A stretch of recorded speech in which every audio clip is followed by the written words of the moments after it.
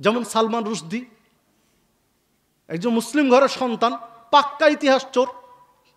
তার ইতিহাস বলতে গেলে তো আজকের মূল লাইন আমি হারিয়ে যাব, বিধায় তার ইতিহাসে আমি যাচ্ছি না।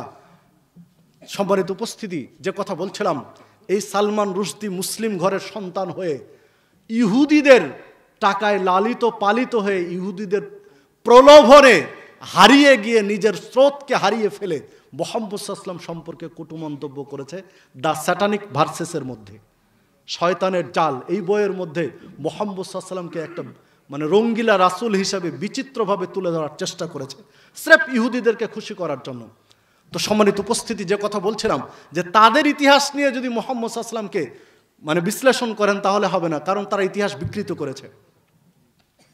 তো যে কথা বলছিলাম, মুহাম্মাদুর রাসূলুল্লাহ সাল্লাল্লাহু আলাইহি ওয়াসাল্লাম একজন এমন ব্যক্তি যিনি অনুসরণীয়, অনুকরণীয়, পৃথিবীবাসীর জন্য যিনি মডেল, আদর্শ, প্রত্যেকটা বিষয়ে তিনি মডেল, আদর্শ মুসলিম জাতির জন্য।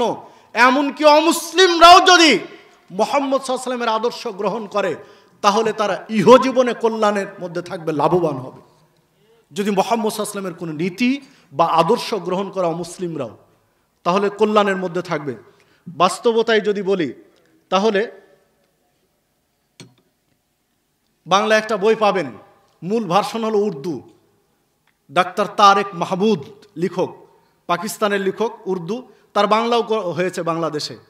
আধুনিক সুন্নাতে রাসূল ও আধুনিক বিজ্ঞান, এই নামে বইটা বাংলা হয়েছে, বেশ কয়েক খণ্ড।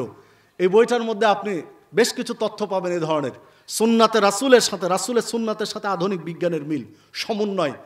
তো ওই লেখক ডাক্তার সাহেব তিনি বলছেন, আমি যখন আমেরিকায় গেলাম, আমেরিকার পোশাক গবেষণাগারে গিয়ে দেখলাম ওখানে একটা সুন্দর করে ইংরেজিতে হেডলাইন দেওয়া আছে, পোশাক গবেষণাগারের গেটের উপরে সুন্দর করে লেখা আছে, যার বাংলাটা হলো, যদি আপনি স্বাস্থ্য নিয়ে জীবন যাপন করতে চান তাহলে টাকনুর উপরে কাপড় পরেন।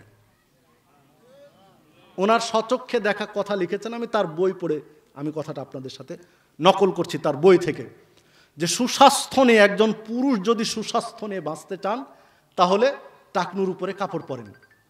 এটা কে, মুসলিমদের গবেষণা না অমুসলিমদের? অমুসলিমদের গবেষণাগারের কথা বলছি। মানে মুহাম্মদ, এই আদর্শ কার? মুহাম্মদ সাল্লাল্লাহু আলাইহি ওয়াসাল্লামের। টাকনুর উপরে একটা পুরুষকে কাপড় পরতে হবে। টাকনুর উপরে একজন পুরুষ কাপড় পরলে শারীরিকভাবে সুস্থ থাকবেন, অনেকগুলো রোগ থেকে বেঁচে যাবেন।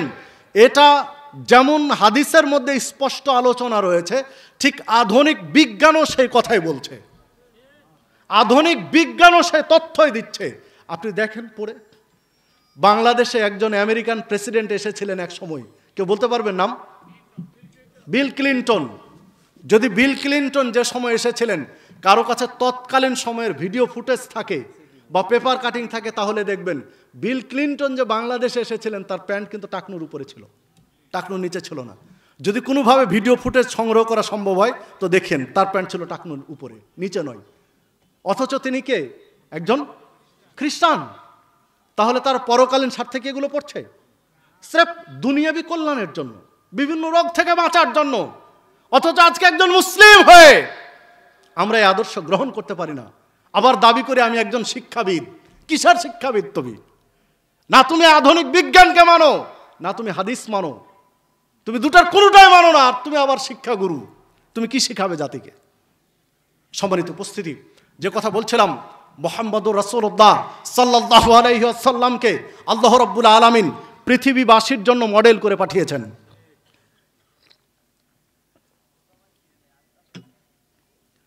তো দেখুন, রাসূলুল্লাহ সাল্লাল্লাহু আলাইহি ওয়াসাল্লামকে অনুসরণ, অনুকরণের কথা আল্লাহ রাব্বুল আলামিন কোরআন মাজিদে বলে দিলেন। সূরা আহজাব 21 নম্বর আয়াতে বললেন, লাকাদ কানা লাকুম ফি রাসূলিল্লাহি উসওয়াতুন হাসানা, তোমাদের জন্য সর্বোত্তম আদর্শ নিহিত রয়েছে উসওয়ায়ে হাসানা মুহাম্মদ সাল্লাল্লাহু আলাইহি ওয়াসাল্লামের মধ্যে।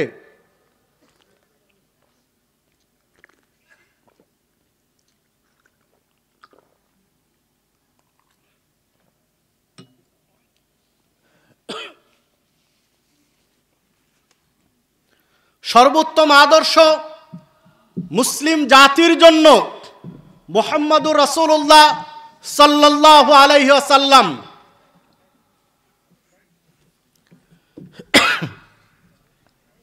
সর্বোত্তম আদর্শ আপনার আমার সকলের জন্য রাসূলুল্লাহ সাল্লাল্লাহু আলাইহি ওয়াসাল্লাম তার সুন্নাতের গুরুত্ব মর্যাদা সাহাবায়ে কেরাম যেভাবে দিয়েছেন আপনার আমার সেভাবে দেওয়া উচিত। তার সুন্নাতের গুরুত্ব বা মর্যাদা দিয়েছেন কিভাবে সাহাবায়ে কেরাম, তার দু একটি বর্ণনা আপনাদের কাছে তুলে ধরি। নবী মুহাম্মদ সাল্লাল্লাহু আলাইহি ওয়াসাল্লাম জুমার দিনে খুতবা দিচ্ছেন, খুতবা চলছে, তিনি মিম্বারের উপরে খুতবা দিচ্ছেন। সাহাবীরা যারা আসতে দেরি হয়েছে তারা ধীরে ধীরে আসছেন। এমত অবস্থায় আব্দুল্লাহ ইবনে মাসউদ রাদিয়াল্লাহু আনহু মসজিদে প্রবেশ করছেন। আব্দুল্লাহ ইবনে মাসউদ বিশিষ্ট সাহাবী মসজিদে প্রবেশ করছেন। ঠিক উনি আছেন দরজার বাহিরে এক পা আর দরজার ভিতরে এক পা, তাহলে বডিটা আছে কোথায়? দরজার উপরে। দরজার বাহিরে এক পা আর দরজার ভিতরে এক পা, আর তার বডি আছে দরজার উপরে। ঠিক ওই সময় রাসূলুল্লাহ সাল্লাল্লাহু আলাইহি সাল্লাম মসজিদের উপস্থিত মুসল্লিদের, সাহাবীদের যারা দাঁড়িয়েছিলেন তাদেরকে লক্ষ্য করে বলছেন, ইজলিসু, তোমরা বসে যাও। বলেন ইজলিসু, তোমরা বসো। ঠিক আব্দুল্লাহ ইবনে মাসউদ রাদিয়াল্লাহু আনহু দেখলেন যে এখন যদি আমি বাহিরের পাটা ভিতরে নিয়ে বসি তাহলে আল্লাহ রাসূল সাল্লাল্লাহু আলাইহি ওয়াসাল্লামের কথা মানতে দেরি হয়ে যাবে। বিধায় তিনি দরজার উপরে বসে গেলেন। সুবহানাল্লাহ, আল্লাহু আকবার। আমি আপনাদেরকে শব্দটা বুঝাতে পারলাম কিনা জানি না। ধরেন এটা দরজা বা চৌকাঠ, এক পা আছে বাহিরে আর এক পা আছে ভিতরে। ঠিক ওই সময় কানে গেল ইজলিসু, তোমরা বসো, বসে যাও।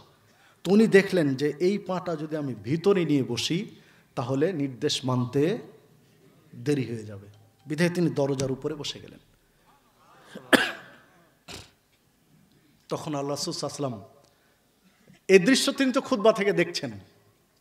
তখন আল্লাহ রাসূল সাল্লাল্লাহু আলাইহি ওয়াসাল্লাম বলছেন, তাল ইয়া আব্দুল্লাহ ইবনে মাসউদ, আব্দুল্লাহ ইবনে মাসউদ তুমি আসো, ভিতরে আসো। তোমাকে বলিনি, মানে যারা ভিতরে দাঁড়িয়েছিল তাদেরকে বলেছে তুমি আসো, ভিতরে বসো। আবু দাউদের মধ্যে হাদিস পাবেন 1091 নম্বর হাদিস আবু দাউদের, এবং হাদিস সহিহ। কেন বসলেন আব্দুল্লাহ ইবনে মাসউদ রাদিয়াল্লাহু আনহু? বসার কারণ হলো আল্লাহ রাব্বুল আলামিনের বাণী, কোরআনের আয়াত। আল্লাহ রাব্বুল আলামিন স্পষ্টভাবে বলে দিয়েছেন, অকালু সামি'না ওয়া আতা'না।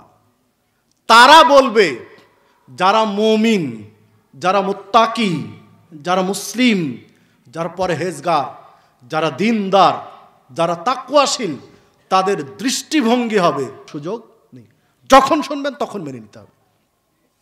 এই বাস্তব উদাহরণ পেশ করলেন আব্দুল্লাহ ইবনে মাসউদ, যে শুনলাম আর মেনে নিলাম। আমি আরো দু চারটি আপনাকে উদাহরণ দেব ইনশাআল্লাহ হাদিস থেকে। এই ফাঁকে আরো একটি কথা বলে রাখি। আনা আনাস রাদিয়াল্লাহু আনহু قال قال رسول الله সাল্লাল্লাহু আলাইহি ওয়াসাল্লাম, আনাস রাদিয়াল্লাহু আনহু বলছেন রাসূলুল্লাহ সাল্লাল্লাহু আলাইহি ওয়াসাল্লাম বলেছেন, লা ইউমিনু আহাদুকুম হাত্তা আকুনা হাব্বা ইলাইহি মিন ওয়ালিদিহি ওয়া ওয়ালাদিহি আন-নাস আজমাইন। তোমাদের কেউ পূর্ণ মুমিন হতে পারবে না, তোমাদের কোনো ব্যক্তির ঈমান পূর্ণ হবে না যতক্ষণ পর্যন্ত তার পিতামাতা, সন্তান সন্ততি, অন্নাসে আজমাইন, এমনকি পৃথিবীতে যত মানুষ রয়েছে সবচেয়ে প্রিয় পাত্র আমি না হব তার কাছে, ততক্ষণ পর্যন্ত সে পরিপূর্ণ ইমানদার হতে পারবে না। সহিহ বুখারীর 15 নম্বর হাদিস, সহিহ মুসলিমের 178 নম্বর হাদিস। সম্মানিত উপস্থিতি, দেখুন পিতামাতা, স্ত্রী, পুত্র, কন্যা, নেতা, নেত্রী, বাপ, মা, তারপরে বন্ধু বান্ধব, আত্মীয় স্বজন, সবচেয়ে প্রিয় কে হবেন? মুহাম্মদুর রাসূলুল্লাহ সাল্লাল্লাহু আলাইহি সাল্লাম। সবার উপরে তার অগ্রাধিকার যদি দিতে না পারি তাহলে ইমানে ঘাটতি আছে, ইমান পূর্ণ হয়নি। সবার উপরে প্রাধান্য দিতে হবে তাকে, মুহাম্মদুর রাসূলুল্লাহ সাল্লাল্লাহু আলাইহি ওয়াসাল্লামকে সবার উপরে প্রাধান্য দিতে হবে, সকলের উপরে প্রাধান্য দিতে হবে। তাকে প্রাধান্য দেওয়া মানে কি? তার সুন্নাতকে প্রাধান্য দাও, তার সুন্নাতকে প্রাধান্য দাও। এখন তো তিনি বেঁচে নেই, বেঁচে আছেন কি? বেঁচে থাকলে না হয় দাওয়াত দিতেন, দাওয়াত দিয়ে যা আছে সব খাওয়াইয়ে দিতেন, দিয়ে প্রমাণ করতেন আমি আপনাকে সবচেয়ে ভালোবাসি। প্রয়োজনে নিজের বুকটা ফেড়ে কলিজা বের করে ভেজে খাওয়াতেন, দিয়ে প্রমাণ দিতেন যে আমার সবচেয়ে আপনাকে বেশি ভালোবাসে। এই সুযোগ কি আছে? তাহলে কি দিয়ে প্রমাণ করবেন? তার সুন্নাত মেনে, তার সুন্নাত মেনে প্রমাণ দিতে হবে যে আমি আপনাকে সবচেয়ে বেশি ভালোবাসি। যদি এটা না হয় তাহলে ইমানে এখনো ঘাটতি আছে। দেখুন, উমর রাদিয়াল্লাহু আনহু সাহাবীদের সাথে হেঁটে যাচ্ছেন, প্রায় ১৫০০ মতো সাহাবী, কিছু কম বেশি ১৪০০ বা কিছু কম বেশি সাহাবী একসাথে আছেন। তাদের সাহাবীদের সাথে আল্লাহ রাসূল সাল্লাল্লাহু আলাইহি ওয়াসাল্লাম হাঁটছেন। হাঁটতে হাঁটতে হঠাৎ করে আল্লাহ রাসূল সাল্লাল্লাহু আলাইহি ওয়াসাল্লাম উমর রাদিয়াল্লাহু আনহুর হাত ধরে নিলেন। তো উমর রাদিয়াল্লাহু আনহুর হাত ধরে এবার হাঁটছেন কে? মুহাম্মদুর রাসূলুল্লাহ সাল্লাল্লাহু আলাইহি ওয়াসাল্লাম। উমর রাদিয়াল্লাহু আনহুর বুকটা খুশিতে একদম ভরে গেছে। কার ভরবে না বলেন তো দেখি? কথার কথা, যদি এই গাছবাড়িতে এই মাহফিলে হঠাৎ করে চলে আসলেন বাংলাদেশের প্রেসিডেন্ট, বাংলাদেশের প্রেসিডেন্ট এসে সাধারণ একজন চেনা নেই জানা একজন ব্যক্তিকে ধরে হাত ধরে হাঁটছেন, তো তার মনটা কি বলবে? এতগুলো মানুষের মধ্যে প্রেসিডেন্ট হাত ধরে হাঁটছেন। তারপরেও বাংলাদেশের প্রেসিডেন্ট কেন, বা জো বাইডেন কেন, বা আর কেউ কেন, মুহাম্মদ সাল্লাল্লাহু আলাইহি ওয়াসাল্লামের সাথে কি তুলনা করা যাবে? তিনি তো তার মতো, তিনি তার অবস্থানে, তো তিনি হাঁটছেন উমর রাদিয়াল্লাহু আনহুর হাত ধরে, খুশিতে মনটা ভরে গেছে। তখন মুহাম্মদ সাল্লাল্লাহু আলাইহি ওয়াসাল্লামকে উমর রাদিয়াল্লাহু আনহু বলছেন যে হে আল্লাহর রাসূল সাল্লাল্লাহু আলাইহি ওয়াসাল্লাম, আমি আপনাকে আমার পিতামাতা, সন্তান সন্ততি, স্ত্রী পুত্র আহাল পরিবার যা আছে সবচেয়ে বেশি ভালোবাসে আপনাকে, শুধু আমার জীবন ব্যতীত। উমর রাদিয়াল্লাহু আনহু বলছেন যে আল্লাহর রাসূল সাল্লাল্লাহু আলাইহি ওয়াসাল্লাম, আমি আপনাকে আমার স্ত্রী পুত্র আহাল পরিবার পিতা মাতা আত্মীয় স্বজন যা আছে সব তাদের চেয়ে সবচেয়ে বেশি ভালোবাসি আপনাকে, শুধু আমার জীবন ব্যতীত। তখন আল্লাহ রাসূল সাল্লাল্লাহু আলাইহি ওয়াসাল্লাম বলছেন, উমর, হলো না, এই ঈমান দিয়ে হবে না, তোমার ঈমান পূর্ণ হবে না এটা দিয়ে। আপনি ভাবতে পারবেন উমর রাদিয়াল্লাহু আনহু কে? উমর রাদিয়াল্লাহু আনহু সহিহ বুখারীর হাদিস, এমন একজন ব্যক্তি, আল্লাহ রাসূল সাল্লাল্লাহু আলাইহি ওয়াসাল্লাম এক বৈঠকে বলছেন, জান্নাতে আমি ঘুরছিলাম, আমাকে নিয়ে ঘোরাচ্ছিল, হঠাৎ একটা দেখলাম ভিন্ন ধর্মী আলাদা প্যাটার্নে বাড়ি তৈরি করা আছে, বিল্ডিং তৈরি করা আছে, প্রাসাদ, সবগুলো একরকম কোয়ালিটি, আর একটা আলাদা ভিন্ন ধর্মী ভিন্ন ডিজাইনের আলাদা একটা প্রাসাদ। আমি জিজ্ঞাসা করলাম এই প্রাসাদটা কার? লম্বা কাহিনী। তো বলা হলো এই প্রাসাদটা উমারের, উমর ইবনে খাত্তাব। আল্লাহ রাসূল সাল্লাল্লাহু আলাইহি ওয়াসাল্লাম বলছেন যে উমর, আমার মন চাচ্ছিল ভিতরটা ঢুকে দেখি, বাহির এত সুন্দর, তাহলে ভিতর কত সুন্দর। তখন আমি মনে করলাম যে উমারের জন্য আল্লাহ এত সুন্দর প্রাসাদ নির্মাণ করে রেখেছেন, অন্যগুলোর চেয়ে সম্পূর্ণ আলাদা, সেটা তার অনুমতি ছাড়া আমার ঢোকা ঠিক হবে না, এই জন্য আমি ঢুকিনি। তিনি হলেন উমর, হাদিস সহিহ বুখারীর। দেখুন, আল্লাহ রাসূল সাল্লাল্লাহু আলাইহি ওয়াসাল্লাম বলছেন, উমর, সহিহ বুখারীর হাদিস, আমি যে রাস্তা দিয়ে চলি, আমি মুহাম্মদ সাল্লাল্লাহু আলাইহি ওয়াসাল্লাম যে রাস্তা দিয়ে চলি, এই রাস্তায় শয়তান থাকে, তবে আমাকে শয়তান বিভ্রান্ত করতে পারে না, কারণ আল্লাহ আমাকে হেফাজত করেন। আর তুমি যে রাস্তায় চলো, ওই রাস্তায় শয়তান থাকেই না, তোমাকে এতটা ভয় করে। দূর থেকে যখন দেখে উমর রাদিয়াল্লাহু আনহু আসছে, শয়তান আগে রাস্তা ক্লিয়ার করে দেয় যে না, এই বিপদে পড়া যাবে না, চলে যাক উনি ওনার মতো, তোমাকে বিভ্রান্ত করতে আসে না। ইনি হলেন উমর রাদিয়াল্লাহু আনহু। আর রাসূল সাল্লাল্লাহু আলাইহি ওয়াসাল্লাম বলছেন, লাউ কানা বাদি নাবিয়ুন লাকানা উমর, আমার পরে যদি কেউ নবী হতো তাহলে সেটা উমর হতো। মানে মুহাম্মদ সাল্লাল্লাহু আলাইহি ওয়াসাল্লামের পরে যদি নবী হওয়ার কেউ যোগ্য ব্যক্তি থাকে তিনি হচ্ছেন উমর রাদিয়াল্লাহু আনহু।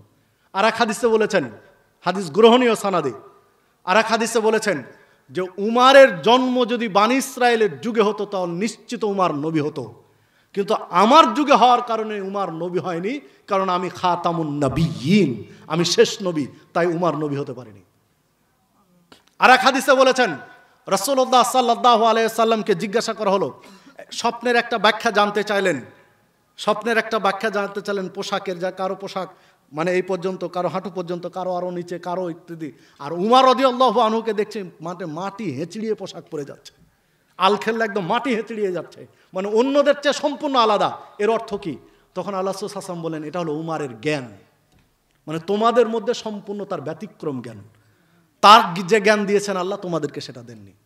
মানে মুসলিম উম্মার মধ্যে সাহাবীদের মধ্যে জ্ঞানী সবচেয়ে ছিলেন। হাদিসে বোঝা যায় উমর রাদিয়াল্লাহু আনহু, ওই হাদিসে ইঙ্গিত, হাদিস সহিহ বুখারীর। সম্মানিত উপস্থিতি, যে উমর রাদিয়াল্লাহু আনহুর এত মর্যাদা, যে উমর রাদিয়াল্লাহু আনহুর এত সম্মান, রাসূলুল্লাহ সাল্লাল্লাহু আলাইহি সাল্লাম মারা গেলেন, কবর হলো মসজিদে নববীর সাথে তার গৃহে, আয়েশা রাদিয়াল্লাহু আনহার গৃহে। তারপরে মারা গেলেন আবু বকর সিদ্দিক রাদিয়াল্লাহু আনহু, রাসূলুল্লাহ সাল্লাল্লাহু আলাইহি ওয়াসাল্লামের পাশে কবর হলো। পরে মারা গেলেন উমর ফারুক রাদিয়াল্লাহু আনহু, তার কবর হলো রাসূল সাল্লাল্লাহু আলাইহি ওয়াসাল্লামের পাশে। চতুর্থ খলিফা আলী রাদিয়াল্লাহু আনহু বিদায় নিলেন 40 হিজরিতে। এরপরে খলিফা হলেন মুয়াবিয়া রাদিয়াল্লাহু আনহু। এরপরে পর্যায়ক্রমে আরও কয়েক ধাপ পরে খলিফা হলো ওয়ালিদ, উমাইয়া খলিফা ওয়ালিদ।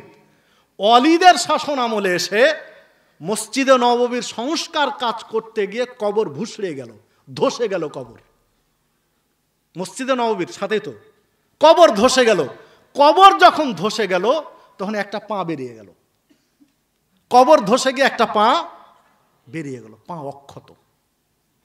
এবার তো বিপদের কথা, যারা কাজ করছিলেন তারা থমকে গেলেন, সবাই থতমত খেয়ে গেলেন, ইতস্তত বোধ করছেন যে এটা কি করলাম, কারণ এটা তো তাদের সাথে একটা বেয়াদবি করে ফেলছে আমরা।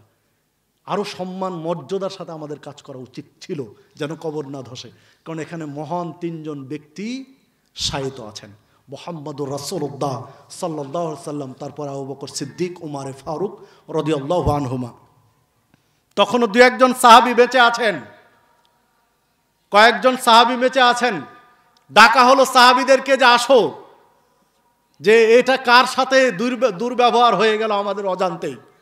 তারা এসে, যারা বেঁচে ছিলেন তারা পা দেখে বলছেন যে এই পা হলো উমর রাদিয়াল্লাহু আনহুর, কারণ আমরা তাকে খুব ভালো করে চিনি। মানে তিনি মৃত্যুবরণ করেছেন মোটামুটি 25 হিজরির দিকে, কিছু কম বেশি। 25 হিজরি 5 আর 12, তাহলে 12 আর 5 17, 40 হিজরিতে খেলাফত শেষ, 40 হিজরি 17 মানে 23 হিজরির দিকে, 23-23.5 হিজরির দিকে উমর রাদিয়াল্লাহু আনহু মারা গেছেন। আর এই ঘটনা ঘটছে তারও প্রায় অন্তত 40 বছর পরে, তারও প্রায় 40 বছর পরের ঘটনা। 40 বছর পরে উমর রাদিয়াল্লাহু আনহুর পা বেরিয়ে গেছে, তো অক্ষত রয়েছে, কোনো চেঞ্জ নেই। ইনি হলেন উমর ফারুক রাদিয়াল্লাহু আনহু, পরে ঢেকে দেওয়া হলো। তো যে কথা বলছিলাম, উমর রাদিয়াল্লাহু আনহুর এত মর্যাদা, এত সম্মান, উমর রাদিয়াল্লাহু আনহু তার পরিবার, সন্তান সন্ততি, গোটা পৃথিবীর মানুষের চেয়ে বেশি ভালোবাসেন মুহাম্মদ সাল্লাল্লাহু আলাইহি ওয়াসাল্লামকে নিজের জীবন ব্যতীত। আর আল্লাহ রাসূল সাল্লাল্লাহু আলাইহি ওয়াসাল্লাম বলছেন, হলো না, মানে এই ভালোবাসা দিয়ে হবে না, তোমার জীবনের চেয়ে বেশি ভালোবাসতে হবে। তখন উমর রাদিয়াল্লাহু আনহু ঘোষণা দিলেন, আল্লাহ রাসূল সাল্লাল্লাহু আলাইহি ওয়াসাল্লাম, এখন আমি স্বীকৃতি দিচ্ছি, আমি এখন ঘোষণা দিচ্ছি, আমি এখন থেকে আমি আপনাকে আমার জীবনের চেয়ে বেশি ভালোবাসি। আপনার সুন্নাতের জন্য, আপনার জন্য আমার জীবন দিতে হলে আমি জীবন দিতে প্রস্তুত আছি। তখন আল্লাহ রাসূল সাল্লাল্লাহু আলাইহি ওয়াসাল্লাম বলছেন, আল-আন ইয়া উমর, উমর এইবার হয়েছে, তোমার এইবার ঈমানের পূর্ণতা হয়েছে, তোমার জীবনের চেয়েও বেশি ভালোবাসতে হবে আমাকে। হাদিস সহিহ বুখারীর 6632 নম্বর হাদিস। সম্মানিত উপস্থিতি, কি দিয়ে বোঝায় আপনাকে যে নিজের জীবনের চেয়ে বেশি ভালোবাসতে হবে সুন্নাতকে। নিজের জীবনের চেয়ে যতদিন বেশি ভালোবাসতে না পারবো ততদিন পর্যন্ত ইমানের পূর্ণতা আসবে না। কি সুন্দর কথা, কি সুন্দর কথা। আরে নামাজ না পড়ি ইমান ঠিক আছে, কি বলবেন এই বেউকুফকে? নামাজ না পড়ি ইমান ঠিক আছে। এই গত শুক্রবারে এক জায়গায় খুতবা দিতে গেলাম, একজন ব্যক্তির অনেক বিপদ, জুমার নামাজটাও ঠিক মতো পড়ে না। তার দাবি, তার চিন্তা ভাবনা যে না জানি আল্লাহর কাছে, তার বাচনভঙ্গি এরকম যে আল্লাহ কোন কাজে যে আমার অসন্তুষ্ট, কি যে পাপ করেছি যে আল্লাহ আমার একটার পর একটা অসুখ লাগিয়ে রেখেছে। বেউকুফ জুমার নামাজটাও ঠিক মতো পড়ে না, অথচ বুঝতে পারছে না যে আমি কি পাপ করেছি যে আমার অসুখ সারছে না। কি দিয়ে বুঝাবেন এই খাটাসগুলোকে বলেন? সম্মানিত উপস্থিতি, যে কথা বলছিলাম, নিজের জীবনের চেয়ে বেশি ভালোবাসতে হবে মুহাম্মদ সাল্লাল্লাহু আলাইহি ওয়াসাল্লামকে। কারণ তার সুন্নাতকে ভালোবাসতে হবে নিজের জীবনের চেয়ে বেশি। যে প্রমাণ সাহাবীরা দিয়েছেন নিজের জীবনের চেয়ে বেশি ভালোবেসে প্রমাণ দিয়ে দিয়েছেন। আল্লাহ রাসূল সাল্লাল্লাহু আলাইহি ওয়াসাল্লাম বলছেন, লা ইউমিনু আহাদুকুম, তোমাদের কেউ পরিপূর্ণ ঈমানদার হতে পারবে না হাত্তা ইউহিব্বা লিআখিহি মা ইউহিব্বু লিনাফসিহি, যতক্ষণ পর্যন্ত অপর ভাইয়ের জন্য তাই পছন্দ করবে যা নিজের জন্য পছন্দ করে। এই মানসিকতার না হওয়া পর্যন্ত ঈমানের পূর্ণতা হবে না। আরেকজন মুসলিমের জন্য আমি যেটা ভালোবাসি, আমি নিজের জন্য সেটাই ভালোবাসতে হবে। আমার নিজের জন্য যেটা ভালোবাসি এটা আরেকজনের জন্য ভালোবাসতে হবে। এই মানসিকতার না হওয়া পর্যন্ত ঈমানের পূর্ণতা আসবে না। সম্মানিত উপস্থিতি, এই গাছবাড়িতে রিকশায় উঠেছেন, গাছবাড়ি থেকে রিকশায় উঠে ফুলবাড়িতে গিয়ে নেমে যাবেন, ভাড়া হয়তো বা 50 টাকা হয়েছে, পকেট থেকে 50 টাকার নোট যদি 10টা থাকে বা 2টা থাকে, তো 2টা 50 টাকার মধ্যে বাঁচতেছেন যে কোনটা একটু ছেঁড়া, কস্টেপ লাগানো, চলবে কিনা ভয় আছে। ওই 50 টাকা নোট দিলেন রিকশাওয়ালাকে, আপনার ঈমানে ঘাটতি আছে। আপনি হতে পারেন তাহাজ্জুদ গুজারি মানুষ, আপনি হতে পারেন হাজি সাহেব, হাজি গাজী মোল্লা মুন্সি, বছরে বছর উমরাকারী হতে পারেন, আপনার ঈমানে ঘাটতি আছে। কেন? ওই ছেঁড়া টাকাটা আপনার পকেটে থাকবে, ভালোটা যাবে তার কাছে। এই মানসিকতার না হওয়া পর্যন্ত ঈমানের পূর্ণতা আসবে না। সাহাবীরা ছিলেন, সাহাবীদের নীরব বিপ্লব এমনি ঘটেনি, তরবারির মাধ্যমে ইসলাম কায়েম হয়নি, আদর্শের মাধ্যমে ইসলাম কায়েম হয়েছে। জেএমবিরা যে সূত্র নিয়ে দিন কায়েমের চেষ্টা করছে, তারা ভুল সূত্রকে চেষ্টা করছে। তরবারির ঝলকানি দিয়ে দিন কায়েম হয়নি বাংলাদেশ, মানে পৃথিবীর মাটিতে। পৃথিবীর মাটিতে দিন কায়েম হয়েছে আদর্শ দিয়ে। মুহাম্মদ সাল্লাল্লাহু আলাইহি ওয়াসাল্লামের আদর্শ দিয়ে জয় করেছেন। সুমামা ইবনে ওসালকে মসজিদের খুঁটির সাথে বাধা আছে। মুহাম্মদ সাল্লাল্লাহু আলাইহি ওয়াসাল্লাম বলছেন, সুমামা কি অবস্থা তোমার? তিনি বলছেন কি, হুঙ্কার ছাড়ছেন, অমুসলিম নেতা হুঙ্কার ছাড়ছেন, ইন তাকতুল তাকতুল জাদামিন ওয়া ইন তুনিম তুনিম আলা শাকিরিন।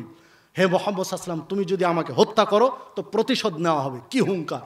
ও বন্দি, তাও আবার খুঁটির সাথে বাধা। যখন বলা হচ্ছে কি খবর, তখন বলছে আমাকে যদি মেরে ফেলেন তো প্রতিশোধ নেওয়া হবে। একাই আছে, বন্দি, বাধা আছে, তাও হুঙ্কার ছাড়ছে, কারণ নেতা মানুষ। ও বলছে আমাকে মেরে ফেলবেন, কি করবেন? আমার দল আছে, আমার জাতি আছে, আমার গোষ্ঠী আছে, তারা প্রতিশোধ নিয়ে নেবে। আর যদি আমার উপরে কৃতজ্ঞ হন, আমার উপরে দয়া করেন, তাহলে আপনার কৃতজ্ঞতা প্রকাশ করা হবে, আপনার দয়ার মর্যাদা দেওয়া হবে।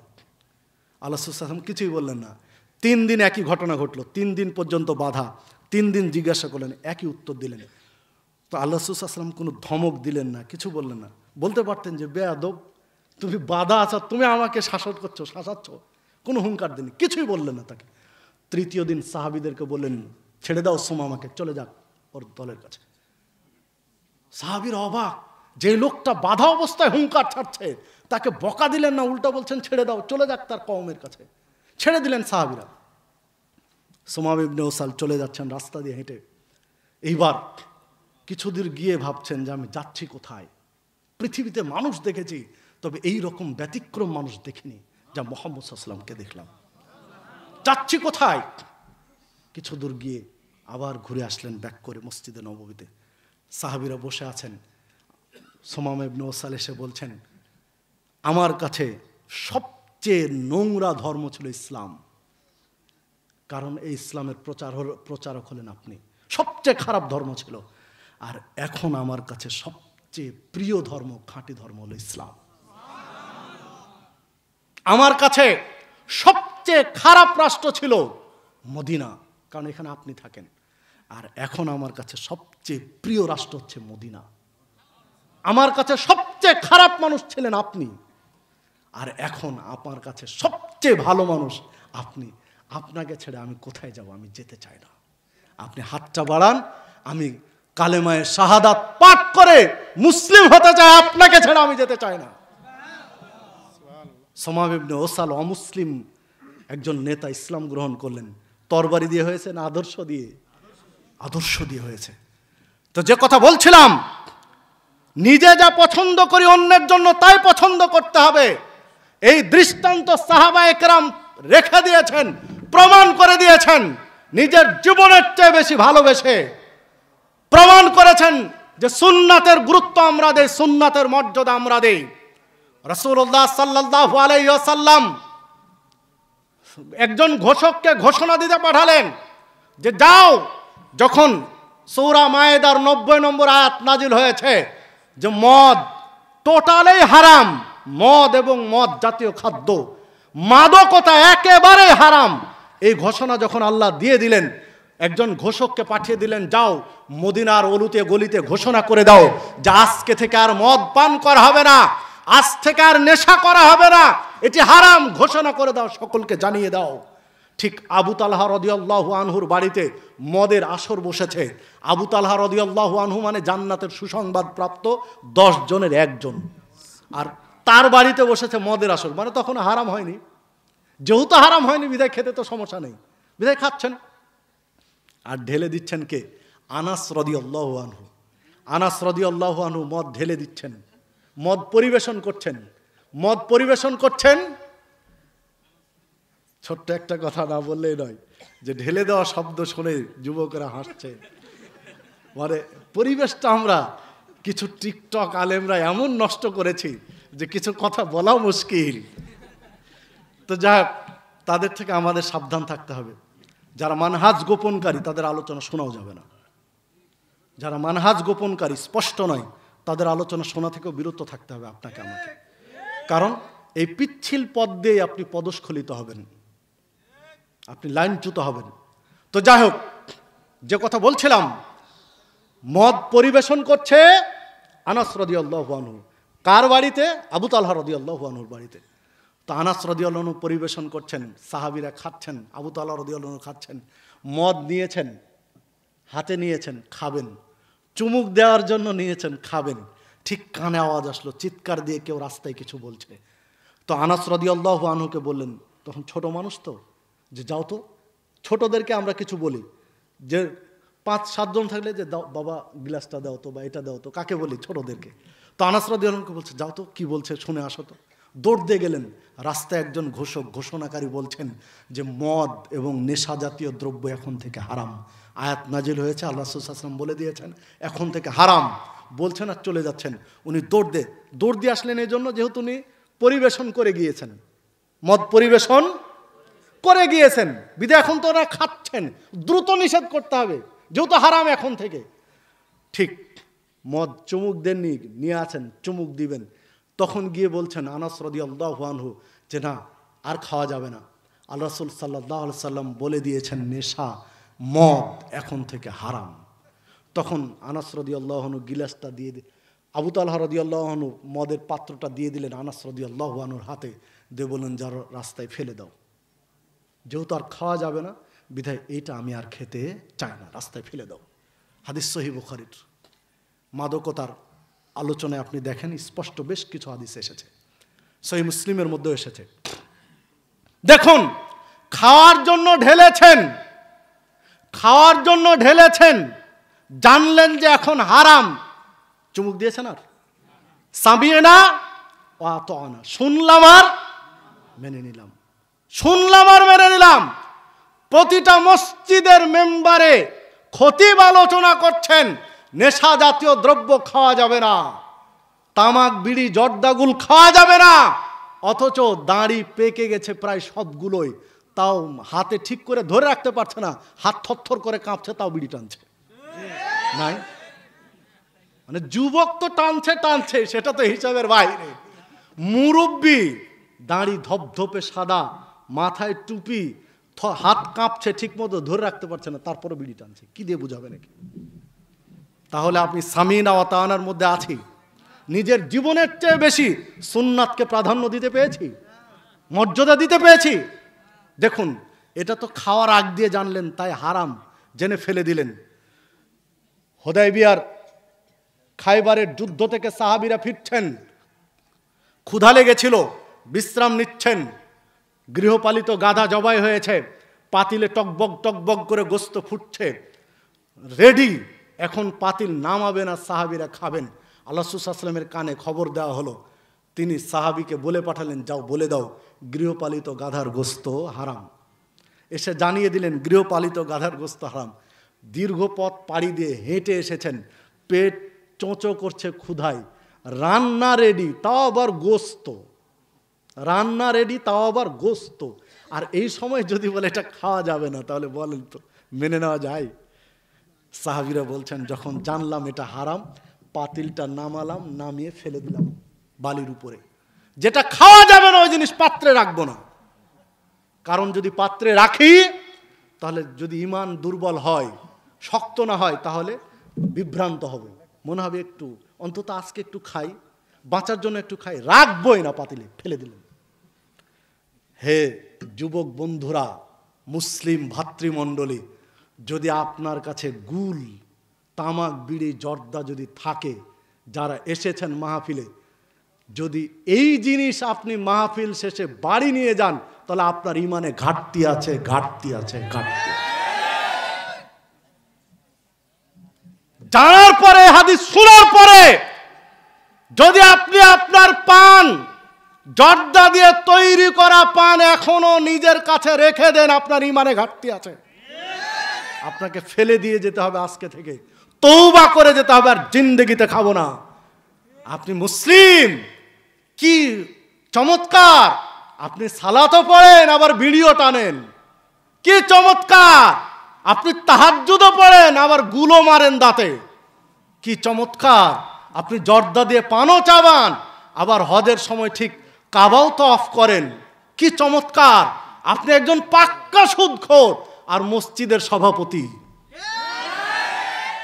কি চমৎকার সিস্টেম! তো আপনার মতো সুদখোর সভাপতি দিয়ে কি উন্নয়ন হবে মুসলিমদের? হ্যাঁ, আপনি হয়েছেন সুদখোর, মসজিদের সভাপতি, আর মসজিদের ইমাম সাহেব হলেন গাঁজাখোর। চোরে চোরে মাস্তুতো ভাই, মুসল্লির কোনো উন্নয়ন নেই। একটু খারাপ লাগতে পারে, গাঁজাখোর বললাম কেন? তামাক, বিড়ি, জর্দাগুল গাঁজা নয়? একই কোয়ালিটি। গাঁজা আর জর্দার একই কোয়ালিটি নয়? হারাম, ওটাও হারাম। শব্দ শুনতে খারাপ লাগে। হ্যাঁ, ওই মসজিদের ইমাম কোনোদিন চেঞ্জ হবে না, কারণ ওই মসজিদের ইমামকে চেঞ্জ করলে সভাপতির খবর আছে। আর মসজিদের ইমামও কোনোদিন সভাপতির বিরুদ্ধে কথা বলে না। যদি সভাপতি চেঞ্জ হয়ে যায়, হারাম ছেড়ে দেয়, কারণ উনিও হারাম খান, ইনিও হারাম খান, উনি সুদ খান আর ইনি গাঁজা খান। তো উনার বিরুদ্ধে কথা বলে যদি গাঁজাখোরটাও, সুদখোরটা উঠে ভালো চলে আসে, তো আমার ইমামতি টিকবে না। বিধায় উনি উনাকে শেল্টার দেয়, আর উনি এনাকে শেল্টার দেয়। কি চমৎকার! বিধায় মুসল্লিদের কোনো উন্নয়ন হয় না। জীবনে ওই মসজিদে কোনোদিন সুদেরও আলোচনা হয় না, ওই মসজিদে কোনোদিন মদেরও আলোচনা হয় না, কারণ শক্ত করে বলতে পারে না। সম্মানিত উপস্থিতি, যে কথা বলছিলাম, যে আসুন আসুন আপনি আমি মুহাম্মদ সাল্লাল্লাহু আলাইহি ওয়াসাল্লামের আদর্শকে জীবনের চেয়ে বেশি ভালোবাসি, সর্বাগ্রে প্রাধান্য দেয়। যুবকদেরকে এগিয়ে আসতে হবে। যুব সমাজ এগিয়ে এসেছে আজকের এই মাহফিলের ক্ষেত্রে। বিধায় যুব সমাজকে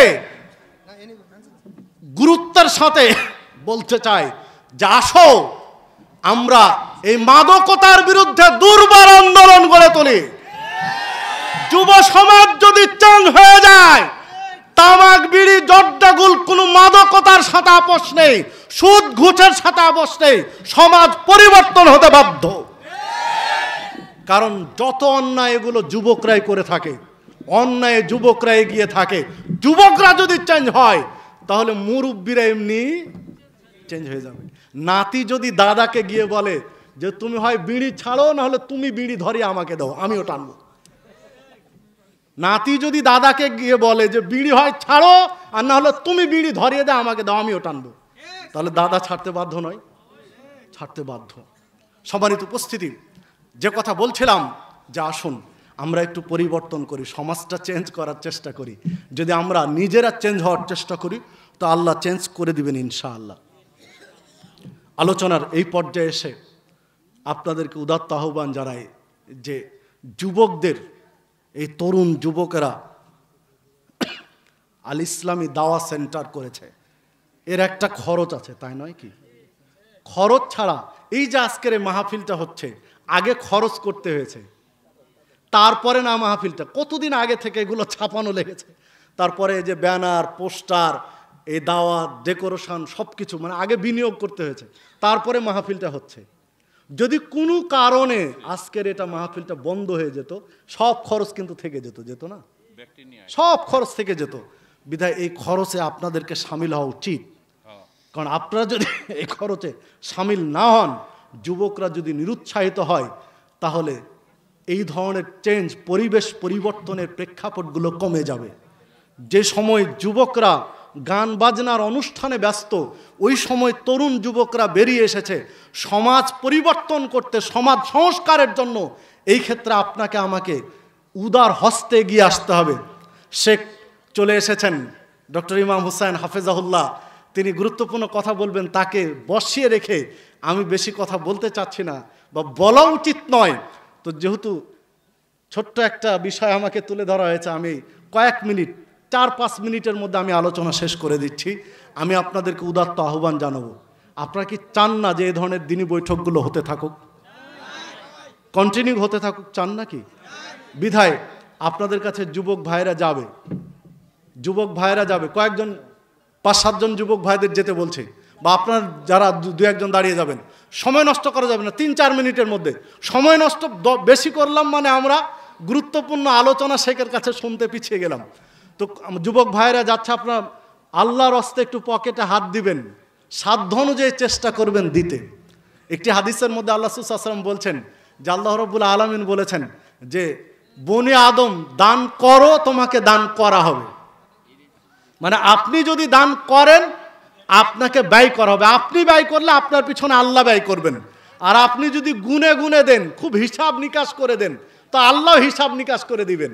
আপনি একটু উদার মনে দেন, আল্লাহ আপনাকে উদার মনে দিবেন। তো পরিশেষে আপনাদেরকে উদাত্ত আহ্বান জানাই, দান সাদাকা এমন একটা গুরুত্বপূর্ণ জিনিস, আল্লাহ রাসূল সাল্লাল্লাহু আলাইহি ওয়াসাল্লাম বলছেন, আগুনে পানি ঢেলে দিলে যেমন হয়, ঠিক দান সাদাকা অনুরূপী। দান সাদাকা করলে জাহান্নামের আগুন নিভে যায়, আগুনে পানি ঢালার মতো।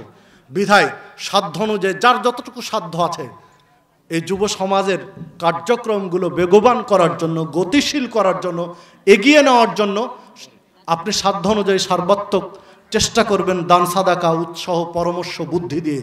এই